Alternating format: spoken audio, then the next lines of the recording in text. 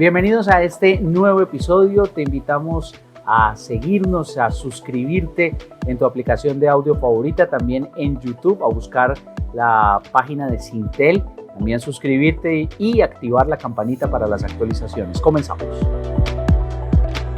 Aquí comienza Syntel Business Tech, el podcast de negocios y tecnología. Innovación, tecnología y empresas son posibles gracias a las personas. Las personas y sus ideas hacen posible la evolución sostenible de las organizaciones. Así es, María Cris, y en Syntel precisamente hay un espacio abierto para que los líderes empresariales interactúen y compartan conocimiento sobre cómo la innovación y la tecnología pueden mejorar sus negocios, pueden llevarlos a alcanzar eficiencia en sus procesos y aumentar la rentabilidad.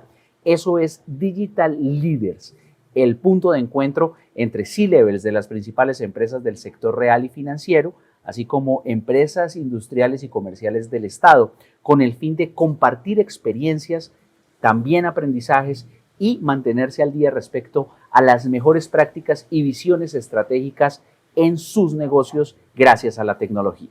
Así es, Carlos, y por eso invitamos a esta conversación entre Ana María Trimiño. Ella es gerente senior de Syntel y líder de la comunidad Digital Leaders, quien junto a César Augusto Botero, CEO de Levapan, una de las industrias de alimentos de consumo masivo con más de 70 años de tradición en Colombia, Venezuela, Perú, Ecuador, Panamá y República Dominicana. Bienvenidos, esto es Syntel Business Tech. Comenzamos.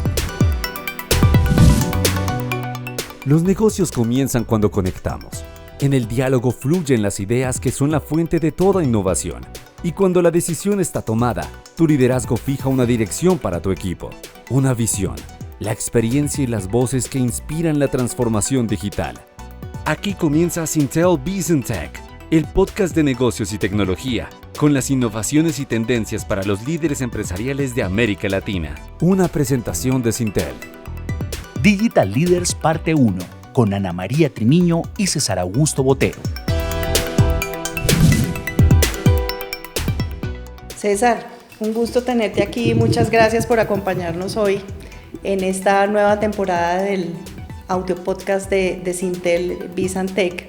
Y en esta oportunidad, pues obviamente hablando sobre, pues en el marco de nuestra comunidad de Digital Leaders, de la cual pues tú eres aquí un miembro muy activo y que siempre nos acompañas en las diferentes actividades.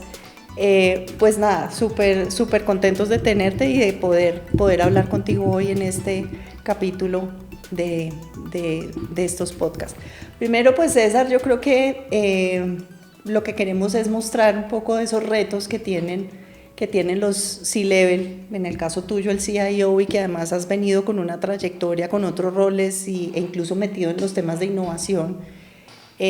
Pensando un poco en que la innovación no es solamente hablar de ella y saber de ella, sino en realidad vivirla, implementarla, desarrollarla.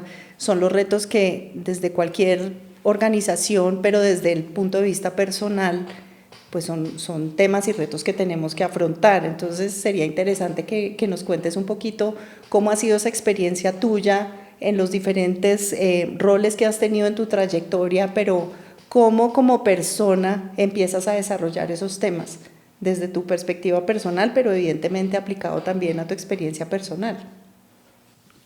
Bueno, primero que todo, muchas gracias, Ana, por la invitación y a todo el equipo de Syntel, porque pues yo creo que esto es parte hoy de, pues estamos aquí por todo lo que está pasando en tecnología al final del día.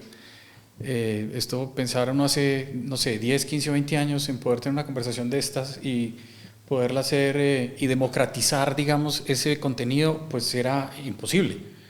El paso de la innovación lo que nos ha mostrado es que pues ya esto es hasta donde la imaginación nos dé y más allá.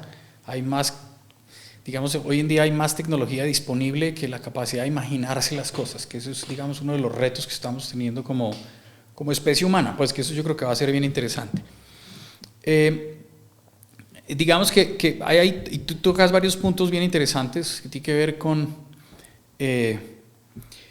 a ver, lo primero es, yo creo que hoy en día es fundamental el ver el mundo interconectado. ¿Cómo estoy yo interconectado con el mundo que me rodea? ¿Sí? Entonces, todas las comunidades en las que se están trabajando son fundamentales. Y de hecho, yo creo que hasta el cuestionamiento de las universidades de qué es lo que es importante en las universidades, probablemente lo más importante ya no es el conocimiento, sino que tiene que ver con el networking que hacen los muchachos en las universidades. A quién conozco, con quién estudio, cómo comparto, socialmente cuáles son mis habilidades. Trabajar en equipo requiere habilidades sociales, no hay más que... Entonces yo puedo ser un Messi, puedo ser súper buen jugador, pero resulta que si no soy buen equipero, pues la cosa no me funciona bien y no termino siendo parte, no termino siendo exitoso en el nuevo mundo, que es el que al que nos estamos enfrentando. De acuerdo con los temas de innovación, yo creo que la oportunidad que yo tuve en Alpina fue maravillosa. Como decía, el presidente actual de Levapán decía que por la irresponsabilidad de alguien es probable que uno ha avanzado en su carrera. Entonces yo creo que, sí, siempre le decía yo a Ernesto, que era el presidente de Alpina en ese momento, que ese no era mi mundo. Entonces me dijo, es justamente eso lo que me parece interesante, porque la diferencia está en la capacidad de preguntar que tienes, que hace que los equipos, que yo veo que con los equipos pasan cosas distintas. Y fue un reto muy complejo. Entonces yo siempre digo que una cosa es hablar de innovación y otra cosa es responder por los números de innovación, ¿sí? Es distinto. Entonces las conferencias de innovación son fantásticas y es súper chévere, a mí eso me encanta, pero tuve 4 años a cargo el responder, digamos, qué significa en el P&G de una compañía la innovación, no solo desde el punto de vista de transformación digital, sino desde productos, que en este caso eran todos los productos lácteos de la compañía.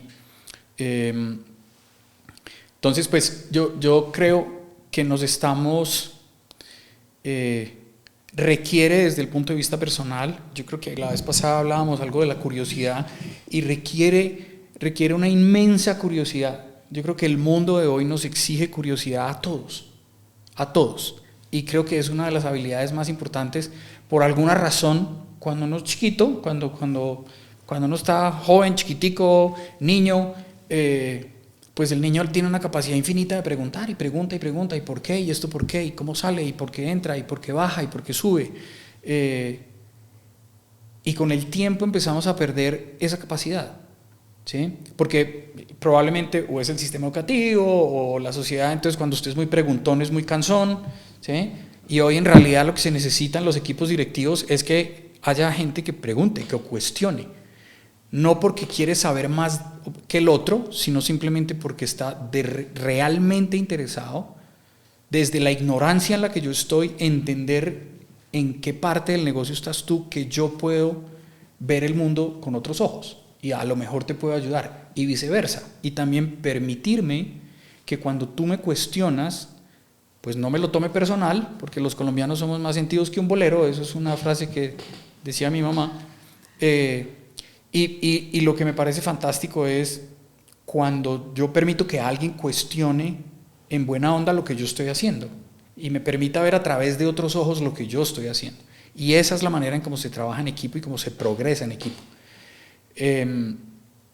Y requiere habilidad emocional, que yo creo que hoy en día el éxito de los líderes hoy en día tiene que ver no con el conocimiento necesariamente, que yo creo, no con el conocimiento técnico, estoy de acuerdo, tiene que ver más con las habilidades emocionales y la gestión de los equipos y lograr hacer que los equipos florezcan a mundos donde los equipos jamás se imaginaron que podían llegar, ¿sí? Eso sería como mi reflexión alrededor de esta apertura, Anita.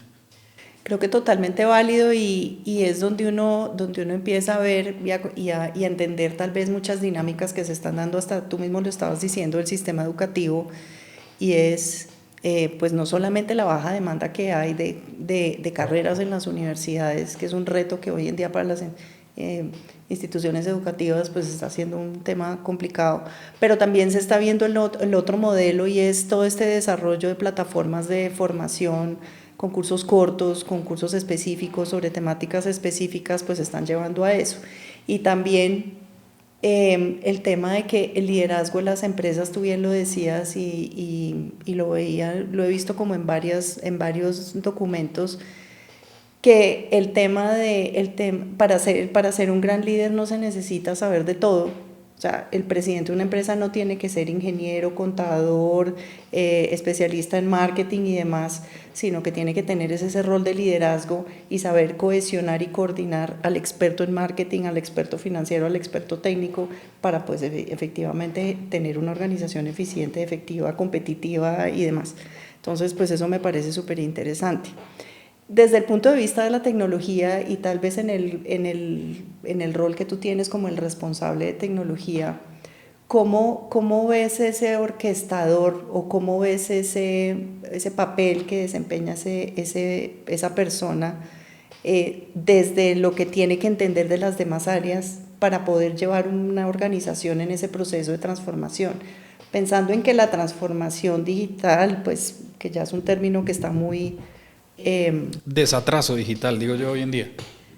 De acuerdo, porque también lo que tú estabas diciendo es que ya la dinámica tecnológica, la imaginación a nosotros ya está muy atrasada frente a lo que los retos tecnológicos nos están dando, pero ¿cómo puedes tú dinamizar o cómo puedes, no tanto dinamizar, organizar, pensaría yo sería la palabra, dentro de una empresa o de una organización, valga la redundancia, la tecnología con lo que es el modelo de negocio como tal? O la operación del negocio.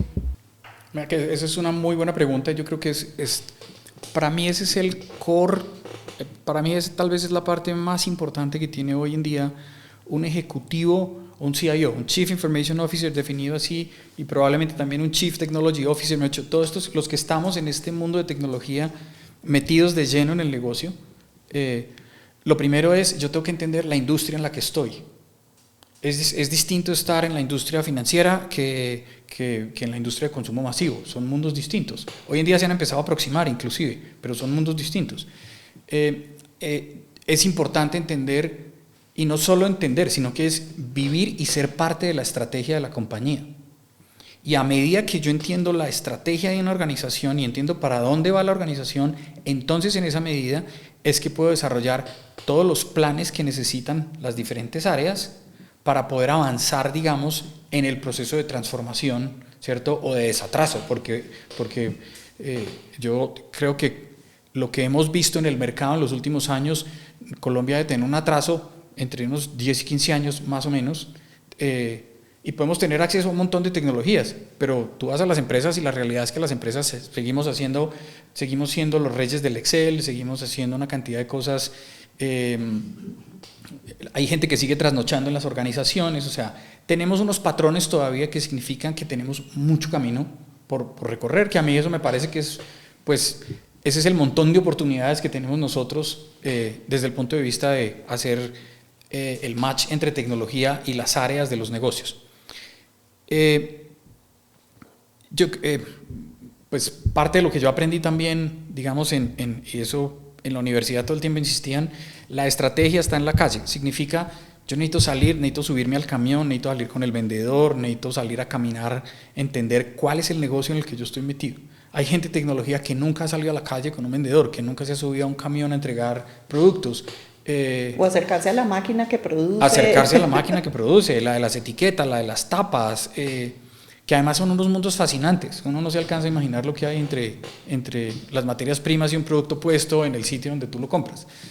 Pero todo ese in-between es el que a mí me parece que es interesantísimo salir, conocer, porque son esas personas, ¿sí? Las que te ayudan a entender cuáles son las necesidades reales de la organización, ¿sí? Dónde puedes de verdad apoyar y hacer un cambio estructural en la manera en cómo se están orquestando las áreas. Y yo creo que parte de lo que yo he aprendido, digamos, y yo reconozco que para mí, probablemente eso es formación de la casa, siempre ha sido primero la persona y después el rol. Entonces, primero estoy con el vendedor, primero estoy con la persona, entiendo cómo se llama, qué hace, tiene familia, no tiene familia, tiene hijos, cuáles son sus intereses, qué es importante para él como persona. Y después entiendo cuál es el rol que él tiene en la compañía, ¿sí? Yo creo que para mí hay otro tema crítico aquí, y es cuando yo empecé en el mundo de tecnología hace, Dios mío, 30 años, ¿sí? Normalmente, la mayoría de los CIOs o de los directores de tecnología dependían de las áreas financieras, porque la interpretación de eso es que es un centro de costo. Entonces, como es un centro de costo, usted está dedicado a hacer que el costo sea lo mejor posible. Y eso, a medida que empezó a entrar todo este rollo de la transformación digital, era, bueno, estructuralmente, ¿cómo va a ser el cambio que yo tengo que generar dentro de la compañía para ayudarle a la organización a moverse a otras velocidades, a tener unas ventajas diferenciales distintas e inclusive cuestionarme desde el área de tecnología cómo le puedo yo ayudar a vender? Que esa es la pregunta para mí fundamental hoy que se tiene que hacer un CIO. Tiene que ser muy bueno en la gestión de los costos, pero tiene que saber cómo ayudarle al área comercial a vender. No importa si uno vende seguros, leche, yogur, cerveza, no importa, levadura, la que sea. Pero tienes que trabajar de cerca con el área comercial, porque en ese momento es cuando uno está trabajando con las áreas estratégicas de la organización. Si yo me dedico al costo, pues me van a ver siempre por allá como un centro de costo. En el área financiera no voy a ser relevante. Ser relevante en una organización significa que la gente de las áreas funcionales todo el tiempo te está llamando a: necesito que esté en esta reunión conmigo, vamos a tener una reunión de usted, camine y me acompaña, porque eres el partner que les está ayudando a ver el mundo de tecnología a las áreas funcionales, ¿sí? Es lo que yo estoy viendo, más o menos como lo que estoy viviendo en este momento en particular. César, súper interesante lo que estás diciendo, porque pues obviamente el tema de talento es de esos retos tal vez grandes que hay hoy en las organizaciones, pues no solamente conseguirlos, porque pues es más la demanda de talento que la oferta, el costo también de este talento pues está cada vez más alto, y pues obviamente hace más difícil también lograr retener ese mismo talento dentro de la organización. Esos son partes como de esas dinámicas que se están dando, pero también quería preguntarte cómo lo ves desde el punto de vista académico, porque también es un reto no solamente desde las universidades o estas instituciones educativas, sino también desde la misma oferta de cursos y demás que hay para desarrollar ese talento. ¿Cómo ves ese reto desde la perspectiva académica, por ejemplo? ¿Qué puede hacer la academia para precisamente generar esa oferta de talento necesario que las organizaciones hoy están demandando? Esa es una señora pregunta, porque yo creo que lo que nos está abriendo este nuevo universo de tecnología es nosotros, en este proceso de revoluciones, ¿cierto? Y cuando hablábamos de revolución, entonces arrancamos en la industrial y vamos en la cuarta revolución, y nos quedamos como con esta historia de la revolución del conocimiento. Y resulta que el conocimiento dejó de ser tan relevante en la formación, ¿sí? Y ahí es donde las universidades pues siguen insistiendo en el conocimiento. Y yo creo que esa es parte de la reflexión profunda que hay que hacerse. Y yo te digo, a mí no me preocupa tanto las universidades hoy, me preocupa más el kinder. O sea, ¿qué vamos a hacer con los niños en primaria? Porque esto es una explosión de creatividad a la que nunca se había expuesto la humanidad, lo que permiten hacer las herramientas de inteligencia artificial hoy en día. Si yo en mi vida había logrado pintar y hacer 2 mamarrachitos, y hoy me siento y hago un prompt y se lo digo a Dalí o le digo a Midjourney o alguna de las herramientas para hacer gráficas, y termino viendo pues arte, que entonces además aquí hay una reinterpretación de qué es arte, hay una reinterpretación de qué significa copiar, qué significa usar, mezclar el contenido. Yo creo que estamos expuestos ante una tremenda revolución, y el core de esa revolución va a ser la inteligencia artificial. Está siendo la inteligencia artificial, ¿sí? Alrededor de la inteligencia artificial se están juntando todas las otras, los carros autónomos, los robots, todos los temas que tienen que ver con almacenamiento de energía, la industria aeroespacial. O sea, yo digo, miércoles, están pasando unas cosas que nos pusieron a soñar con Marte. O sea, probablemente en la vida nuestra vamos a alcanzar a ver gente que va a ir a vivir a Marte, ¿sí? Que a los 5 años no nos imaginábamos que íbamos a tener esa posibilidad. Mejor, yo me soñaba con ir a la Luna, pues eso era como que no, era como el sueño hoy es que no podemos ir a Marte. Y yo digo, miércoles, esto entonces Claro, y creo que hay un tema que tiene que ver con probablemente el declararse aprendiz todos los días tiene una connotación en este momento histórico y eso me permite a mí entrar en mundos que yo no conozco, ¿sí? Hay mundos que a los que nunca siquiera pensé que me tocaba entrar, pero a lo mejor pues puedo hacer un ejercicio de entrar. Y hoy está recuestionado el que el loro viejo no aprende a hablar, porque yo me crié en una casa donde siempre oí eso, el loro viejo no aprende a hablar y el loro viejo no aprende a hablar. Y resulta que hoy en día lo que ha demostrado la ciencia es que todos tenemos la capacidad de aprender. La diferencia está en que pues hay unos que se demoran más que otros. Si yo quiero aprender a tocar flauta, pues hay uno que en 8 días le va a sonar la flauta divino, a otro que se va a demorar 6 meses o 1 año o 3, pero le va a sonar. Y eso hace, la diferencia es la actitud con la que yo me arrimo ahí, ¿sí? Cuando yo me estaba ajustando a ese mundo de aprendizaje, entonces hoy estamos hablando de educación experiencial. Hay un modelo muy interesante, un colegio aquí en Bogotá que yo conozco, que tiene la mitad del tiempo los niños están fuera del salón, están en excursiones, entonces vamos a aprender biología, pues entonces vamos a aprender de zancudos o de cucarrones, pues vamos a ver cucarrones de verdad, no en el cuaderno o en el libro, que fue lo que yo vi cuando estaba chiquito, ¿sí? Y hoy la historia, por ejemplo, el aprendizaje de la historia yo me imagino que va a ser alucinante, porque hoy en día puedes poner, no sé, a Sócrates con inteligencia artificial, haces una figura 3D, aquí al otro lado tienes a Aristóteles y aquí tenemos el salón con los alumnos y podemos tener una conversación con ellos a través de modelos de inteligencia artificial. Y entonces, y yo decía, Jesús, o sea, aquí es al profesor al que le toca hacer una reseteada completa, ¿sí? Yo soy profesor en los Andes en maestría y lo que hemos hecho unos experimentos muy interesantes porque entonces la pregunta es, hay universidades y colegios, yo oigo a veces amigos que tienen hijos y dicen, no, pues que mi hijo que no pueden usar inteligencia artificial. Y yo decía, pero como que no pueden usar ChatGPT, porque eso es copiar y yo decía, eso es como cuando a mi mamá, no sé, que le tocó ir a recoger el agua a la quebrada, entonces ahora le pusieron tubería en la casa y le llega el agua a la casa y ahora, entonces es como, no abra el grifo del agua, sino vaya, siga, porque pues es que el grifo no lo vamos a usar por ahora. Eso es absurdo, o sea, la tecnología es una fuerza cósmica que va a un ritmo independiente de lo que nosotros consideremos, opinemos o creamos. Entonces, todo lo que estamos viendo en tendencias tecnológicas va a seguir pasando a una velocidad y hoy se está hablando inclusive de hiperexponencialidad. No es ni siquiera que es que el movimiento exponencial, sino cuando estas grandes tecnologías empezaron a juntar, pues empezaron a multiplicarse entre ellas la velocidad a la que se está moviendo. Entonces yo ahí veo unos retos muy importantes en el tema de educación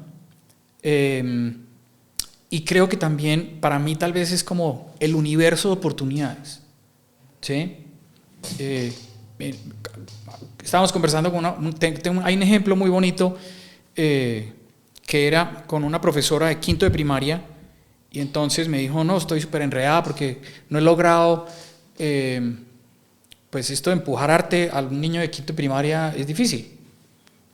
Entonces, pues yo le dije, claro, seguramente el arte como nos lo enseñaron a usted y a mí, pues es distinta a la que se puede hacer hoy.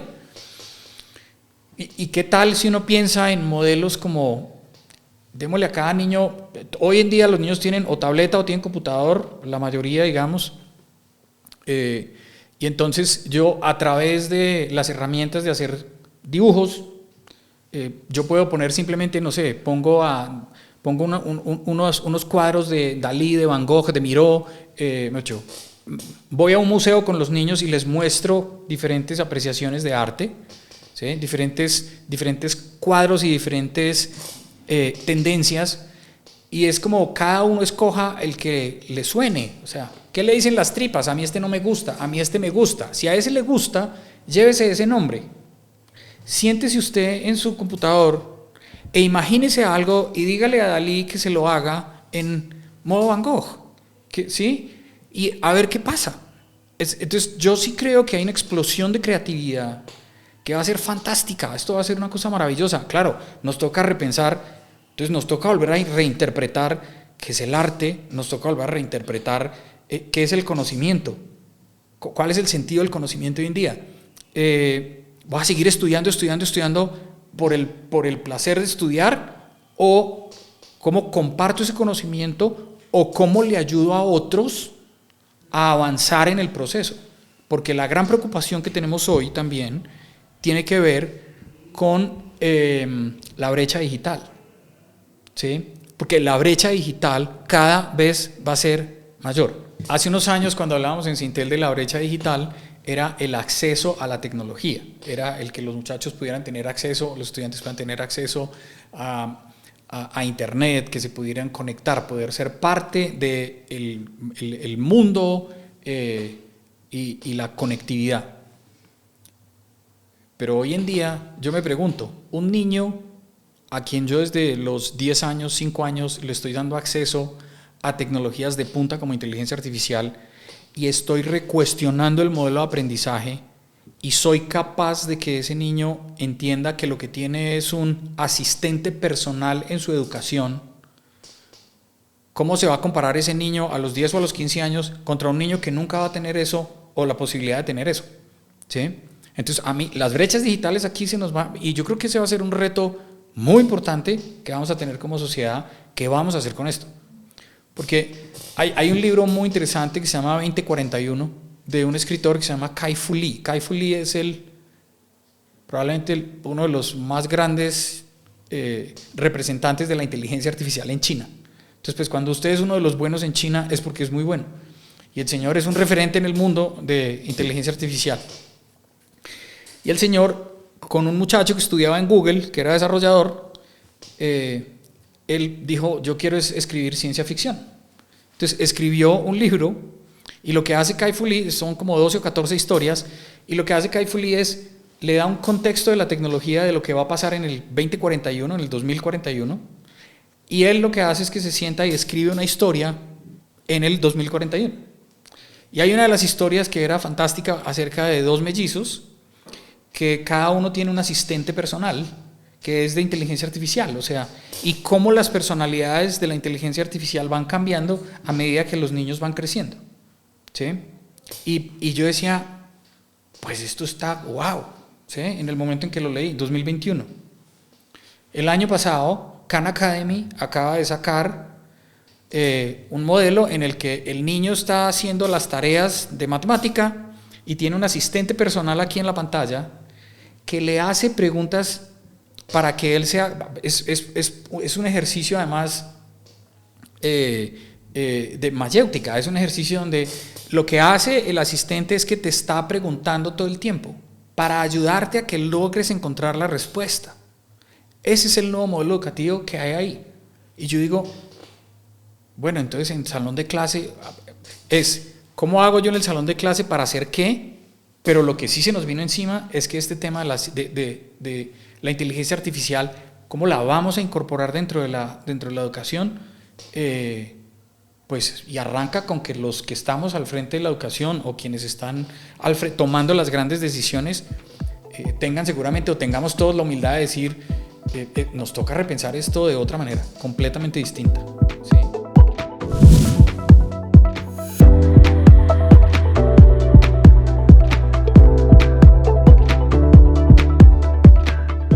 Hasta aquí este episodio de Sintel Bizantec. A toda nuestra audiencia, gracias por sumarse a estas interesantes conversaciones sobre negocios, tecnología e innovación. En sintel.co podrán encontrar todas las notas del episodio en la sección de podcast.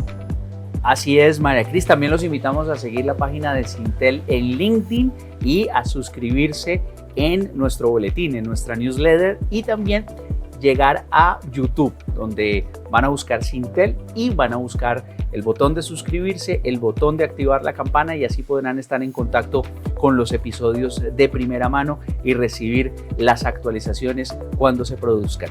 Gracias por acompañarnos. Hasta la próxima.